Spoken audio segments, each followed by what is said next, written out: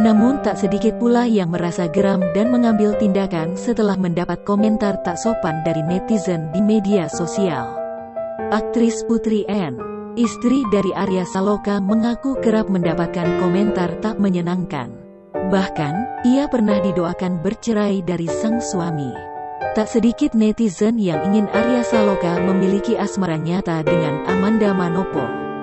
Padahal, kemesraan antara Arya Saloka dan Amanda hanyalah demi syuting sinetron semata. Mereka mencoba bersikap profesional untuk pekerjaan sebagai pemain sinetron. Putri N juga pernah diejek jelek dan tak menjaga attitude sebagai seorang perempuan. Meski Putri N sudah sering memberikan tanggapan, namun komentar jahat masih sering ia terima. Ia pun mengakui heran dan iri kepada netizen yang memiliki waktu untuk mengetik komentar jahat di media sosial.